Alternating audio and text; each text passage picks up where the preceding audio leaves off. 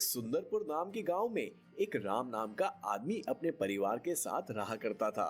उसके परिवार में उसकी पत्नी रमा और उसके दो बेटे थे। एक का नाम था जीत और दूसरे का नाम था रमेश। दोनों ही बेटे बड़े होशियार थे। वो हमेशा अपने माँ और पिताजी की बातें सुना करते थे।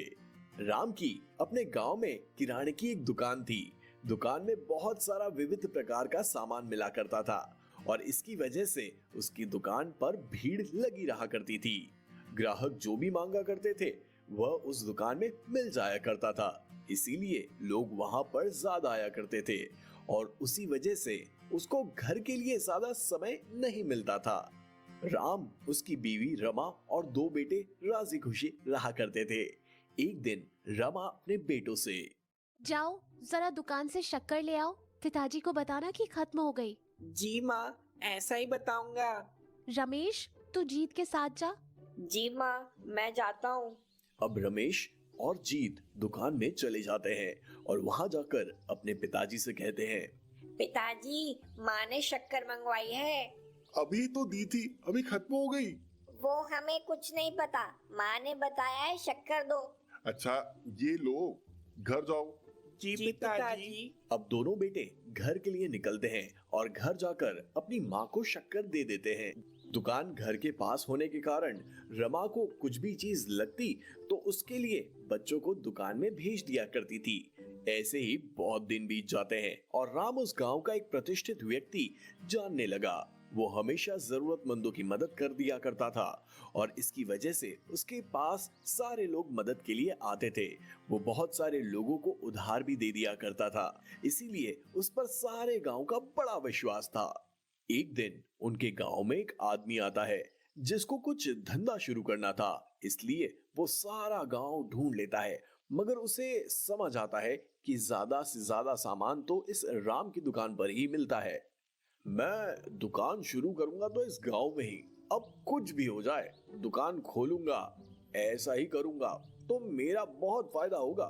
मैं भी इसकी तरह सारी चीजें दुकान में रखूंगा। ऐसा सोचकर राघव उसी गांव में दुकान बनाने की मन में सोच लेता है और दूसरे ही दिन उस गांव में अपना किराने की दुकान लगा देता है। उसके दुकान में सारी चीजें होती है, वो सारी नई नई चीजें अपनी दुकान में रखता है, इसीलिए उसकी दुकान अच्छी दिखती है।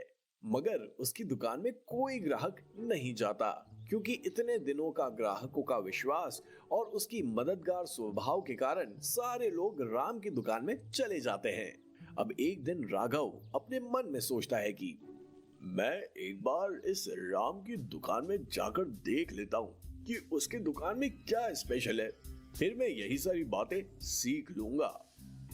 ऐसा सोचकर राघव भेस बदलकर राम की दुकान में चला जाता है और दुकान में जाकर राम से बात करता है। भाई साहब, मुझे एक चावल की बोरी और एक गेहूं की बोरी दे देना, मेरी बेटी की शादी है, और एक बोरी शक्कर भी दे देना। जी अभी देता हूँ, बोलिए और क्या चाहिए आपको? जी और कुछ नहीं, और कुछ चाहिए होगा तो मैं आपको बता दूंगा। जी। अब राघव वो सामान लेकर अपने घर चला जाता है और वो खोलकर देखता है कि उसके दुकान का सामान कितना अच्छा है। ये सब देखकर राघव के मन में एक युक्ति आ जाती है और वो मन ही मन में, क्यों ना इस बोरी में कुछ मिलावट कर दूं तो लोग समझेंगे कि ये मिलावट राम करता है। ऐसा सोचकर वो उस चावल, गेहूं, शक्कर की बोरी में मिलावट कर देता है और दूसरे ही दिन वो सारे अनाज की बोरियां लेकर वापस दुकान में चला जाता है और राम से कहता है, अरे भाई साहब, मेरे घर में बेटी की शादी टूट गई, इस वजह से अब इतना सारा अनाज का मैं क्या करूं? जी कोई बात नहीं, आप ये अनाज यहाँ रख दीजिए और आपके पैसे ले लीजिए। धन्यवाद भाई साहब, आपकी बड़ी मेहरबानी हुई। अपने पैसे लेकर राघव वहां से चला जाता है और भेस बदलकर अपनी दुकान में जा बैठता है। अब उस अनाज की बोरियों में राघव ने मिलावट की है, ये राम को खबर ना होने के कारण वो उसी माल में से सारे ग्राहकों को बेचता है और सारे ग्राहक कंप्लेंट लेकर वहां आ जाते हैं। राम भाई साहब, आपके गेहूं में मिलावट है, उसमें बहुत सारे मिट्टी के दाने हैं। मेरे दुकान में कभी भी मिलावट नहीं होती, मगर फिर भी आपके गेहूं में मिलावट निकली है तो मैं आपका नुकसान भर दूंगा। वो ग्राहक अपने घर वापस चला जाता है और अब अगले दिन कोई दूसरा ग्राहक आकर शक्कर में मिलावट है ऐसा कह रहा था। ये सब सुनकर राम को बड़ा आश्चर्य हुआ और वो खुद के दुकान की शक्कर चेक करके देखता है और उसको समझ में आता है कि ये सब वही बोरियां हैं जो कि मैंने उस राघव को दी थी। मगर अब वो कुछ नहीं कर सकता था, इसलिए राम चुप बैठ जाता है। और अब एक गांव का आदमी जिसका नाम था रघु, वो सरपंच जी से राम की कंप्लेंट कर देता है और सरपंच राम को पंचायत में बुलाते हैं। राम, मैं ये क्या सुन रहा हूँ, तुम्हारे सामान में मिलावट है? सरपंच जी, मुझे भी नहीं पता ये मेरे सामान में कैसे मिलावट आ गई। आप जो भी सजा देंगे मुझे मंजूर होगी। राम, हमारी गांव की परंपरा के अनुसार जो भी किसी चीज में मिलावट करता है उसे ये गांव छोड़कर जाना पड़ता है। जी सरपंच जी, अगर मेरी यही सजा है तो मुझे ये सजा मंजूर है। ऐसा कहकर राम वहां से अपना सामान लेकर चला जाता है और जुर्माने के तौर पर 50,000 रुपए भर देता है। वो पैसे चुकाने के लिए वो अपनी दुकान और घर बेच देता है। अब राम, रमा और उसका पूरा परिवार बेघर हो जाता है और गांव छोड़कर चला जाता है। अजी, अब हम कहाँ जाएंगे, कहाँ रहेंगे? उस ऊपर वाले के हाथ में है, उसने चाहा तो हम फिर से हमारा गुजारा खुद से कर सकेंगे। हाँ, यही उम्मीद है। ऐसा कहकर रमा, राम और उनके बच्चे उनके साथ चलने लगते हैं और अब एक जगह रुककर विश्राम करते हैं। तभी चारों को बहुत प्यास लगती है और इसी वजह से राम पानी की खोज में थोड़ा इधर उधर ढूंढकर उसे पानी मिल जाता है और वो अपने परिवार के लिए एक लोटे में पानी लेकर आता है और सारा परिवार थोड़ा थोड़ा करके पानी पीकर खुश हो जाता है और वो वहीं थोड़ी देर सो जाते हैं।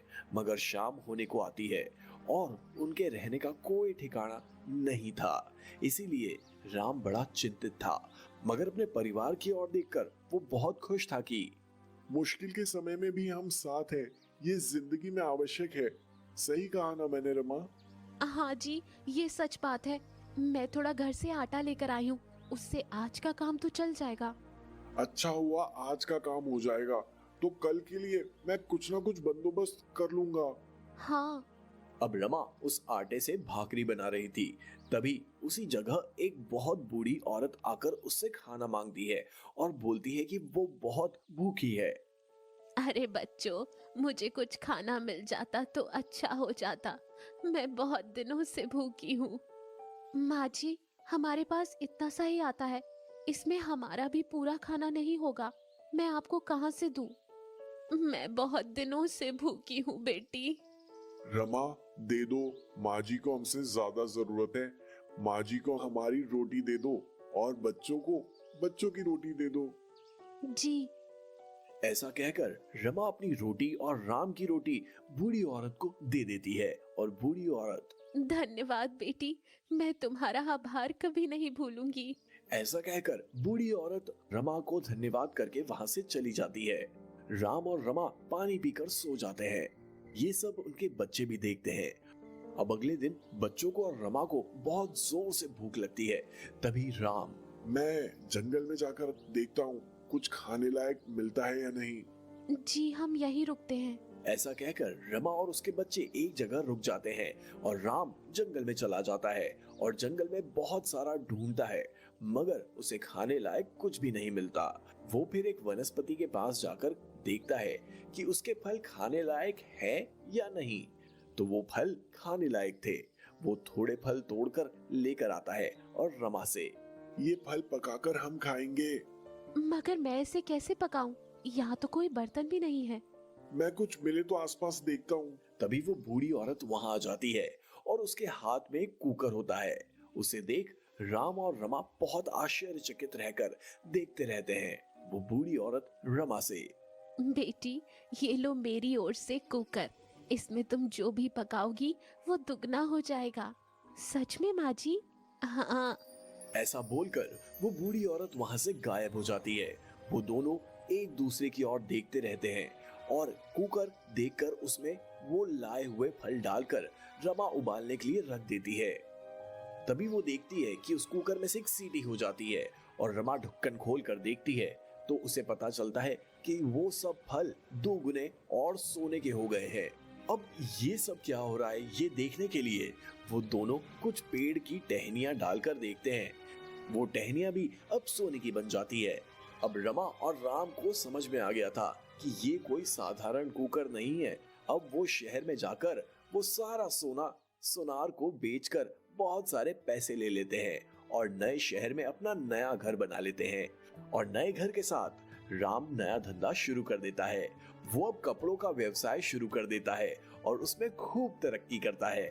मगर वो हमेशा गरीबों की तथा जरूरतमंदों की आज भी मदद कर दिया करता था।